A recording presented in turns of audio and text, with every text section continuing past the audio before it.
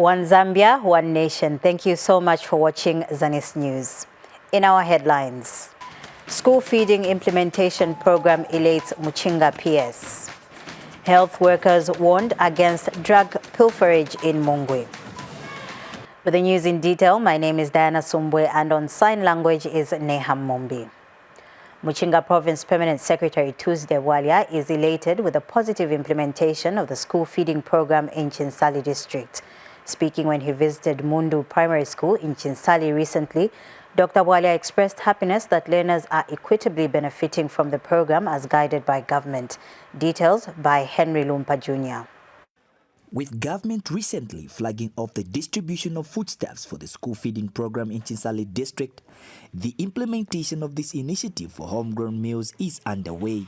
Muchinga Province Permanent Secretary Tuesday Walia visited one of the schools in the district and witnessed the positive implementation of the initiative at Mundu Primary School. Dr. Walia has since recognized the impact of the program on the free education policy. The feeding program is supporting free education policy and law, and the kids are coming in numbers because one, education is free, but at the same time they are being fed, so the attendance has improved. Also the health rooms, when they are sick, they are being attended to here in the schools.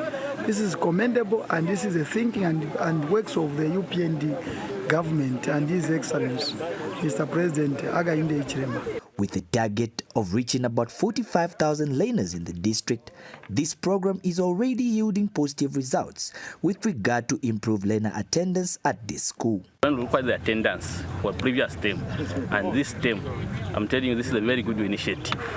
And the learners, they are not going back home if they won't be fed. They will be here, and after feeding, they will be here playing. So when we look at the attendance, it is excellent. And again, it will also improve the teacher contact hours for the pupils. So this one has really helped us. Chinsali and Isoka are the latest districts in the province to be added to the program, sealing up all the 8 districts as beneficiaries. Henry Lumpa Jr., Zanis in Chinsali, Muchinga Province. In Northern Province, the National Designated Authority NDA has expressed satisfaction with the progress made in the implementation of community empowerment projects in Northern Province. NDA National Coordinator Billy Katontoka, who led a team of officials on an inspection tour of rice and fish farming projects in Mungwe and Lunta districts, praised the projects for the positive impact they are making on local communities. Here's a report. The National Designated Authority is a government body under the Ministry of Green Economy and Environment, which coordinates the Green Climate Fund and the Adaptation Fund. A delegation from NDA, led by National Coordinator Billy Katontoka, has visited Northern Province to check on community projects funded by the authority. Mungwe and Lunta districts were selected for the pilot projects in response to the drought that the country experienced during the 2023-2024 rain season. In Mungwe district, the team inspected the rice farming project in Chinsali area and the installation of a processing plant in Malole. A rice basket for Zambia. It has the biggest potential to produce rice for this country. The people in Mungwe also decided to put together a rice milling plant, which also has been purchased and installed and is currently going to be tested so that the community now can then start milling their rice right here in Mungwe as opposed to driving all the way to Kasama. As a province, we are first and foremost grateful in terms of progress and implementation. We are on course. And in Lunta district, the delegation took time to appreciate the fish farming project under the Chaomo cooperative. Did actually implement the fish ponds because they actually chose to introduce fish ponds so that they can generate income from selling of fish in the communities. We really appreciate it. It's a good project, and I'm sure once we will start realizing its full benefits, really our people's livelihood will be improved. The communities are grateful for the projects whose impact they described as life-changing. We want to thank the government for this rice project will change our lives. Tongoshe for Zanis News in Northern Province. In health news, Mungwe District Commissioner Muma Msonda has warned newly deployed health workers against pilferage of drugs. Mr. Msonda made the remarks yesterday during an introduction for the 19 health workers in different professions who have been deployed to the district. More in the following report. Government has continued to narrow down the patient health worker gap through continued recruitments. And Mungwe District Town Council Secretary Mwanzamfula has a timely warning to the newly recruited workers. When you were applying, there was nothing like that. I've got a special case which can only be treated by UTH. We are receiving here as we are looking at you. Very good. I've not seen a sick person here. I've seen all of you as performers. I've seen good people here. But let me assure you that those who be reckless will be ruined by the rules of what? Mungwe. This place might be not your place. You'll just be floating in Kasama and coming back, and you'll be spoiled. The training schools have trained very good people. All the faces are bright here. But after 1 week, you'll be finding some faces are like this and that. We don't want that.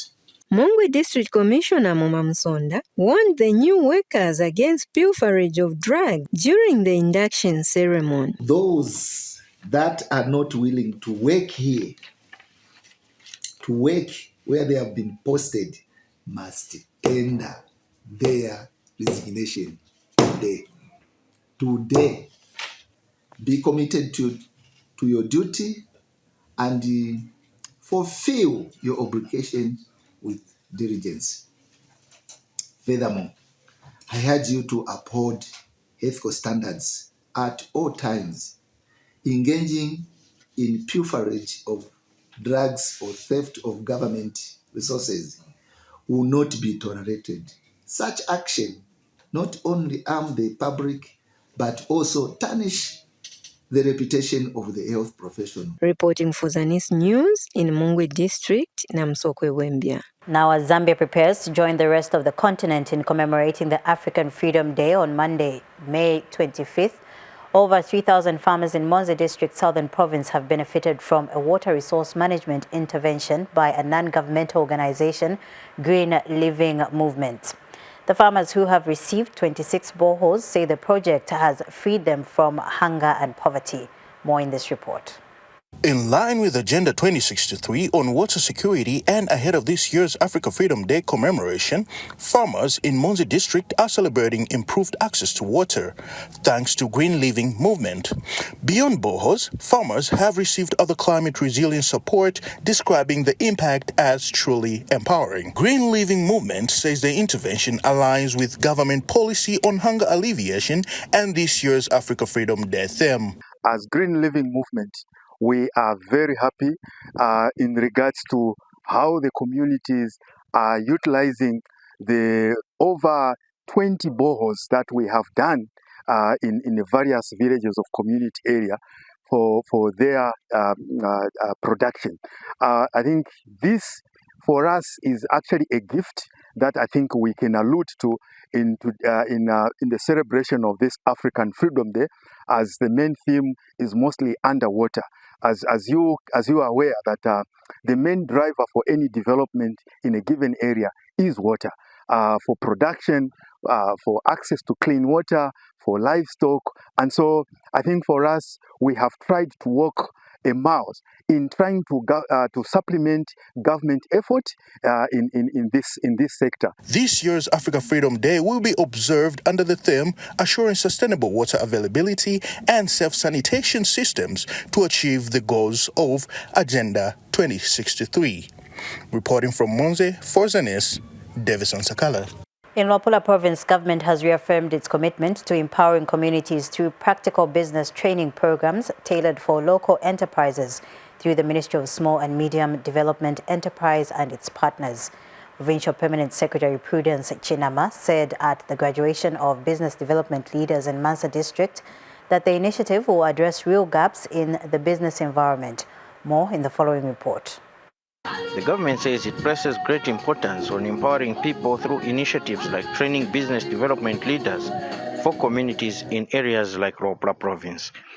Speaking during the graduation of the first BDL batch in Mansa, Ropra Province Permanent Secretary Prudence Chinama, in a speech read on her behalf, said such efforts are a deliberate policy intervention to support small and medium enterprises of government's commitment to empowering citizens through practical business skills, entrepreneurship knowledge, and economic opportunities that can transform our lives. The creation of the Ministry of Small and Medium Enterprise Development through Gazette Notice Number 1123 of 2021 by the New Dawn administration under the leadership of His Excellency President Hakainde Hichilema was a strategic decision aimed at placing Zambian entrepreneurs, small businesses, cooperatives, youth-led enterprises at the center of national development. The Luapula Cooperative Union has welcomed the first BDO training initiative in the province. And the skills you have acquired are designed to change the face of the district through mentorship, market linkages, building strategic relationships, and driving revenue.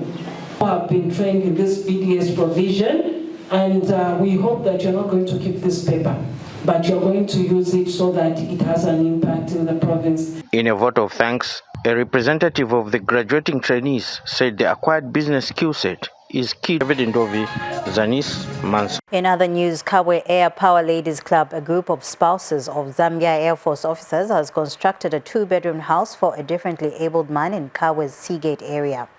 Kabwe's Zambia Air Force Station Commander Frank Chanda has praised the Air Power Ladies for their continued humanitarian efforts and support to vulnerable communities. Details in the following report.